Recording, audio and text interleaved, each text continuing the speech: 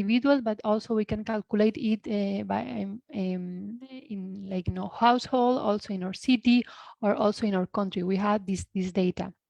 Okay, when we calculate the personal ecological footprint, we consider some factors, okay, like the energy that we consume at home, the transport that we use, the food that we eat also, and how we manage our waste.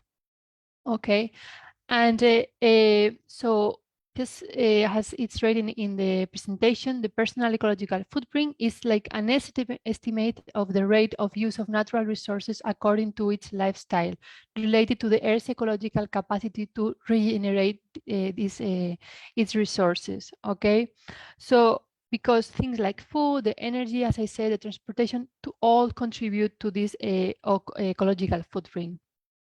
And the ecological footprint, ecological footprint is represented, is expressed as the amount of land. Okay, think like in hectares, for example, like the amount of land, okay, that it's required to produce what we consume. Okay, and also to absorb all the waste we generate or the emissions that we produce with our lifestyle. Okay, so and when we calculate this personal footprint, we should also consider not just, as I say, the footprint, like the land and water that we need to produce all of the resource that we use, but also the biocapacity of the earth. Okay, so this biocapacity, let's say, is the productive area that is available to provide all of these resources that we use to have these lifestyles. If you made if you fill the calculator that they sent to you, the results are in number of planets. That's, as I said, the footprint is expressed in the amount of land. So we made this parallelisms with the number of planets. Okay, so if the answer is one planet, it's like it's perfect. Congratulations, because that means that you just need a resource. I mean, you are assuming the biocapacity of the Earth. If it's between 1 and 2, okay, it's okay, but you can, still do things to improve it, because of course we just have one planet.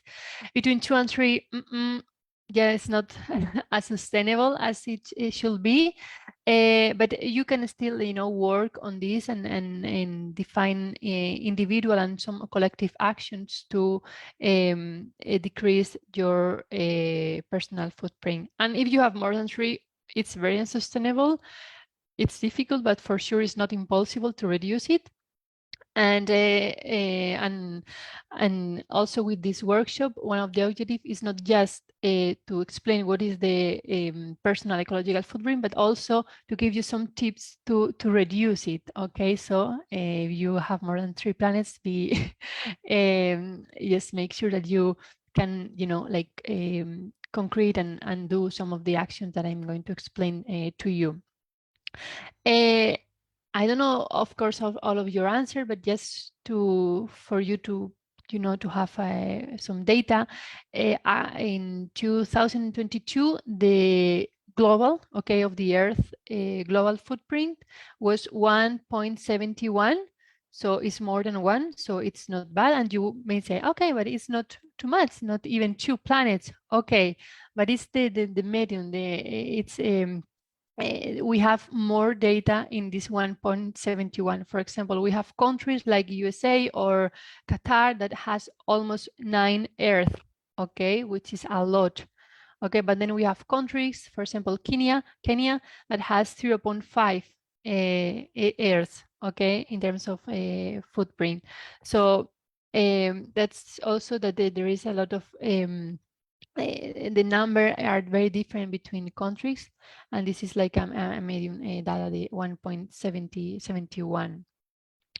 And just before to start with the tips, just to some conclusions, just to say that as you may know, like humanity uses more resource than the Earth provides. And I think that the ecological footprint is a good tool, is a great tool to assess our pressure on the planet and to have this big picture of which are our impacts in the planet. And now I'm going to propose to you some challenges or actions to reduce our personal ecological footprint, because there are some actions that we can do individually, okay, in how we consume and how do we organize our daily life. Of course, there are some actions that are dependent on the infrastructure and on the resources that we have, for example, in our city or in our neighborhood. But and that is for that reason that I think that one of the most important actions is also to be informed. You know, as I mean, today you are here to be informed about what you can do. So to be informed about which are also this infrastructure and resources that I need in my neighborhood or in my city, that make me as an individual be more sustainable and have a more sustainable lifestyle. Okay, and try to be informed and be more participative, or maybe do some advocate initiatives to ask, you know, for example, your councils, etc., to have this infrastructure that let you be more sustainable. Okay, so I'm not going to read all of these. Maybe I can, maybe Luz, I can send to you this presentation and you can send to all of the participants for you to read. I'm just going to highlight some of the tips, okay? Regarding the energy footprint, I think that the most important is that if you have at home some heating or air conditioners, try to, you know, adjust both heating and air conditioning between these temperatures, because we don't need to be in a super light t-shirt in summer, or sorry, in winter, or very with a lot of coats and jackets in at home in the summer. So we should balance our temperature at home. And also we should try to refresh or ventilate our house in the coolest hours and avoid the entry of the sun during the rest of the day. Okay, you all are from different countries, I think, in the world, so you should also adjust this to the climate, of course, of your region. And one that I think it's very important is that you can contract. I don't know if in your cities or in your countries this is available. If it's possible, I think that in most of them already you can do it. You can contract electricity for renewable sources. Okay, there are some like electricity distribution companies that where you can contact them, and they assure that the electricity that comes from them are from renewable sources, so you can like have it at home. Regarding the water footprint, which is super important, okay, we all know the problem of like of water resources that there are worldwide. One is, of course, to reduce the water that you use by installing, for example, some water devices like double force on the system, or adjustable shower handles, for example. And of course, not to pollute the water that we are using. Okay, that's also one very, very important, because then it's difficult to clean up them, and then it goes to the water ecosystems, etc. So try to avoid toxic and dangerous cleaning products. Okay, try to look for more sustainable alternatives, more natural products, not to pollute the water, because not just pollute the water, but also pollutes the soil. Okay, and it's dangerous also for health. Okay, just not for the water. Okay, if you have like a garden outside or something, try to install some rainwater collector. And if you have a garden outside, try to water the plants at the end of the day when it's not very, very sunny, so the water do not evaporate. Okay, which is, I think it's very, very important.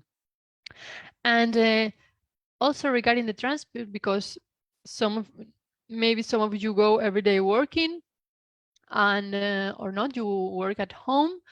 But try to you can also reduce your transport footprint uh, just by thinking, as I wrote here, an efficient transport menu. Okay, you can think on your like daily transport uses. For example, if you work every day or you go to to the school to pick your kids, try to ¿No te think quedaba? what try to think in this menu and try to insert some sustainable transport ways. For example, maybe you can go every day by car, but maybe you can go half by walking, half by public transport, or you can park your car in a place close to a metro station, for example, and then do the half of the travel by a metro or train or a car sharing or carpooling, for example. There are many options. And also the use of bicycle, which I think it's really nice. And also is good for health. And if you are using your own car, try to have an efficient driving. Okay, this efficient driving means, for example, if you drive with high level of velocity, the pollution is higher, etc. So try to be efficient, not to emit a lot of emissions, have a lot of emissions by driving. And when buying a new car, try to look for the more sustainable one. And also regarding the materials that we use, because if we see all around us, we are full of, for example, plastic, fabrics, woods. We have a lot of materials surrounded us. So the most important thing is that we try to reduce the amount of things that we buy or that we have. Okay, we should focus on the reuse of things. Okay, because sometimes we just receive the message, you should recycle, you should separate your waste. This is perfect, this is okay, we should do it, but just try to go a step behind. um, uh, that is the reuse of these materials. Okay, we can buy on second hand, we can work on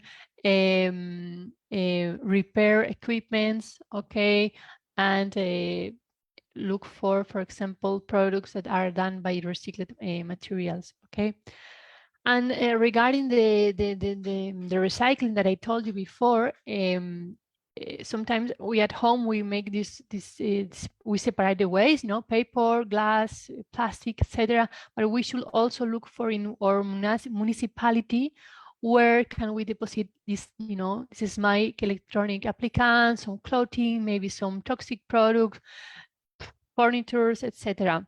Because sometimes we don't know where the municipality, where are these clean points of the municipality, and we just put it on the general trash, and this is very a big mistake. Just do the exercise of look for where can you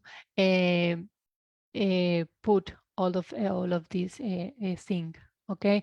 Also regarding, for example, the medicines, okay, that or the compost or other materials. And one, it's at the end, but it's one of the most important, in my opinion, which is our diet, because we eat every day, breakfast, lunch, and dinner.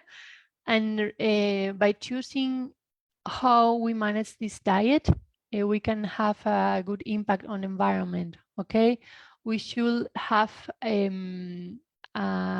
we should really think on the menu of the week or in the month to avoid food waste. Okay, nowadays 1/3 of the food production is wasted, which is a lot of food, and and also a lot of energy and a lot of water that is wasted.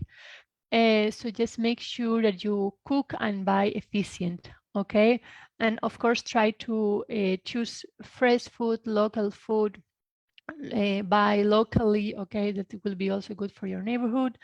And also by choosing fresh and local food, you will avoid a lot of packaging. Okay, and you will also avoid a lot of processed food also, which is also not very good for health. Okay, and also try to dedicate part of the day or week for cooking. Cooking is something really cultural, really nice, that you can do in family, with friends, and try to dedicate time for cooking, because like this, like put it on a priority on your agenda, because it's something which will make your health and also for the environment really, really good. And also try to eat like in terms of the diet, the food, a lot of vegetables, fruits, nuts, and not try to eat a bit of less meat and ultra processed and packaged and over packaged food, okay? Because of the production of this kind of food have an like a lot of emissions and use of water, okay? And now I wanted to have these last 10 minutes, but first of all, I wanted to just to say that, I mean, I think that all of you work on the travel industry. You work in Europa Mundo, and in your daily work, you also have the opportunity to influence the choices of your clients. Okay, you can, for example, consider promoting more sustainable travel options, okay, for the tourists, for your clients. You can suggest more eco-friendly accommodations, okay. Nowadays, there are many like certifications for sustainable accommodations, a more responsible tourism between your clients, and some offsetting carbon programs to offset the mission of the travel. So you can, of course, educate your clients about the environmental impact of the travel and also ways to minimize this impact, which I think it's very, very, very important. Okay, so I think that in conclusion, the understanding of reducing our ecological footprint is not just only it's like a responsibility that we all should have, okay, by making these more conscious choices in our daily lives, okay, and we can contribute to a sustainable future. And before finishing, of course, I would like to hear from you, and as I explained to you some tips that you can do for the environment, I would like to hear you some commitments to the environment. I would like to hear what are you doing now that you think has a good impact, that it's for to decrease and to have like a smaller ecological footprint, or things that you think that you will start to do from now on. I'm going to start sharing my screen.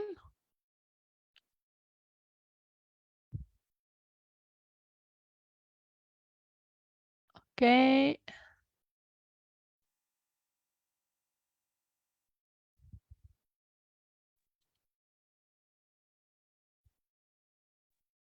Hi, this is Roxanne here from Europe Winter Vacations. Hello, everyone.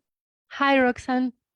So it was really interesting. And what I realized in this webinar was we live in a very hot country, very humid and hot country, India. And when I read that you cannot have the air conditioning beyond 23, 24, sorry, that was mentioned. That was quite surprising because we have always used the air conditioning over the last 30, 35 years on 19. So that was an eye-opener. Thank you so much. Thank you, Roxanne. Okay, I wrote the data regarding like a climate, a more Mediterranean climate. Okay, of course you should adapt it to your reality and the climate of your own country. But here the key message is that you should like have more like a responsible use of these equipments. Okay, because sometimes I've been in homes in winter, you know, that outside you are with full of clothes, but then inside of your home are with a t-shirt. Okay, no, that's not balance. You should maybe be with some jacket at home, and that's the way you should regulate your heating or your air conditioning. And that's what, yes, that is what I understood after this. Like, it shouldn't be so extreme, like so cold. Exactly. It should be like a level-based temperature. Mm-hmm. Yeah, thank you, Roxanne. I don't know if any of you would like to share with us any activity that you do in your daily life that you think that is contributing to have a personal ecological footprint not very, very high. You can write on the chat and also share with with us. And For example, in yeah. my case, my home is very warm in summer, and for the air conditioner, I just put it at 26 degrees, because otherwise, I mean, it's getting fresh and it's getting cool enough with this temperature. And Mm-hmm. Perfect. Yeah, you should just manage according, as you say, the temperature, not just from your region, but also of your house. Yes, Eh, hello, I'm Sabine from Germany. So we focused last year that we had to save economy because of the actual situation which is in front our door. So with the gas and everything, we have to really take care that we are not using so much. And everybody is thinking now to have other heating or different heating, which is more sustainability. And we are maybe with 18, 19 degrees in winter time. Yeah, it's sometimes a bit tough. It also depends on the region where are you living in, if you're in houses are built. Yeah. And in regards of fresh food, we in Germany, we always try to, well, we cook a lot, and also in the office, the people cook a lot and bring it into the office, but then they heat it in the microwave. So this is an not so a good footprint. And what's interesting me is the how to calculate the carbon neutral calculation. For example, I had this discussion with a client this week. If they fly, they have 100%, but if they are using a hotel which is also green hotel, then they have maybe only 80%. They are saving 20.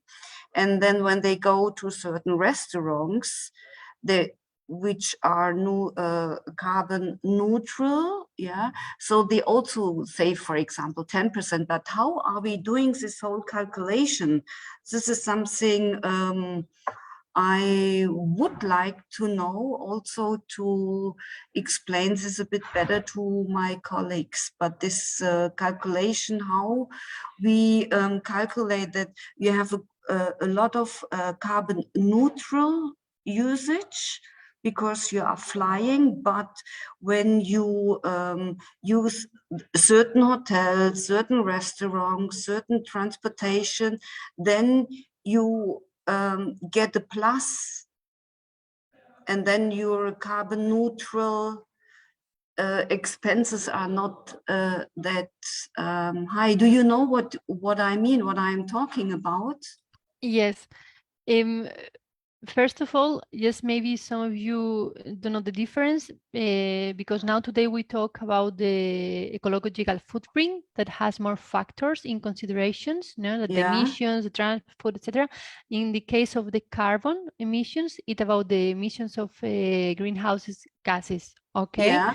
and first of all, there are many like calculators. Okay, there is not yet like a universal way Mm-hmm. of make the calculation of the carbon footprint, okay, of the Mm-hmm. different activities. We can calculate, for example, in terms of transport is like easy because it's like the emissions of the carbon of the transport. But for example, in terms of calculate the carbon the carbon footprint of, for example, a hotel. Okay, it's calculated in based on, for example, the resource that he using, the heating, the air conditioning emissions Mm-hmm. regarding that, maybe the internal transports for the management of the hotel, etc. Okay, so when a hotel, and then a third point, which is very important, is the naming, because sometimes some activities say it's carbon neutral.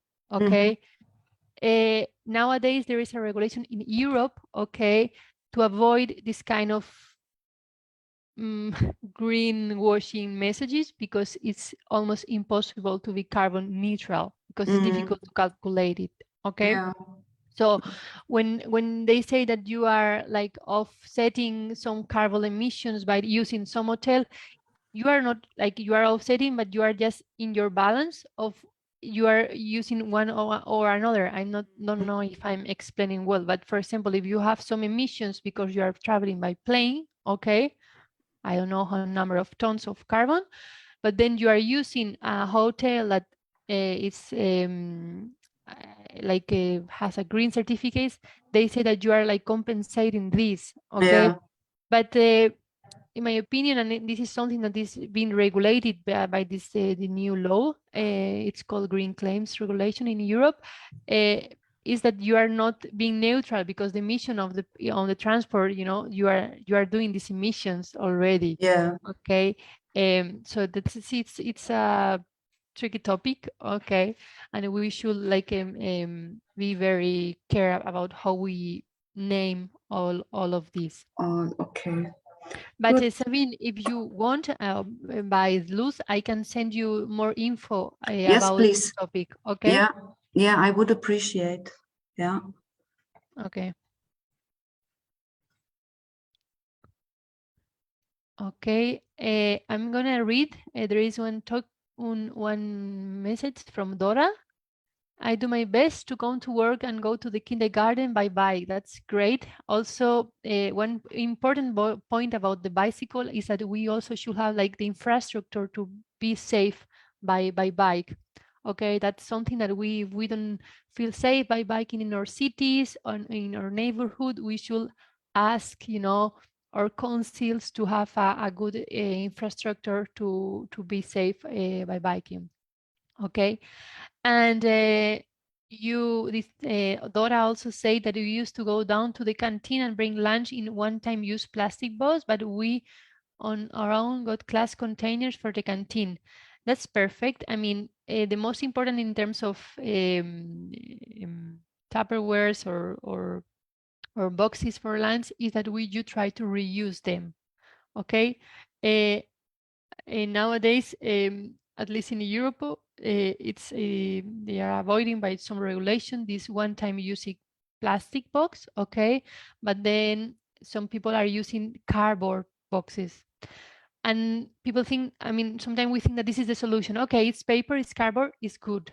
But no, you know, to produce this cardboard and this paper, you need forest, okay? And we need to the forest to produce it. So it's not the answer. Okay, the answer is to try to look for one box that you can reuse, like at least your as many times as you can. Okay, to avoid to keep producing reuse and one-time boxes.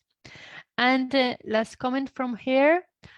Almost all the colleagues have their own plastic water bottles and they wash them at home with dishwashing instead of using glasses provided. That's perfect. I mean, plastic bottle was one object that I think if it was a mainstream in the last years, all people were using one time use plastic bottles, and nowadays people is more responsible and more conscious that we don't need it. We can fill it with tap water from our home, or if our water from our home tap water we cannot drink it for any reasons, we can like buy big ones and refill them.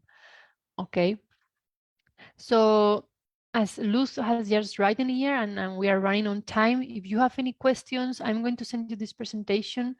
In Sustainable Life Foundation, we have a website where we keep a lot of resource and information. It's in Spanish, but if you think that you need more information and you would like to explore more about one topic, or okay, Laura, I would like to know more how about device to save water in the toilet, just let me know by Luz, and I will send you the information in English or Portuguese or Spanish. Okay. So thank you very much. Sorry, one more thing. In the chat at the beginning, I have shared the tool, the calculator for the ecological footprint, which I think is in different languages, right? Yes, depending Depending on the language of your computer, it will open in Spanish, in Portuguese, or if not, by default in English, okay? It has, if I'm not confused, 25 questions. It's easy to fill. You have questions regarding how do you manage your energy consumption at home, the water, the food, and the waste, and different factors that I explained you before. Okay, and I think, as I say, that it's a great tool just to have this big picture about, you know, how is my individual impact.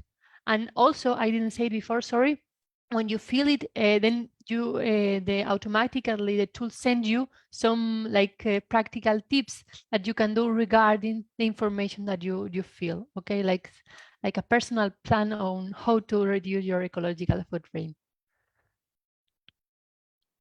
So thank you very much. Thank you very much. Yeah, for thank you joining today. too for your time. Thank you. Thank you. Have a very good day. Yeah, you too. too. Thank you very much. Bye-bye. Bye-bye. Bye. Bye.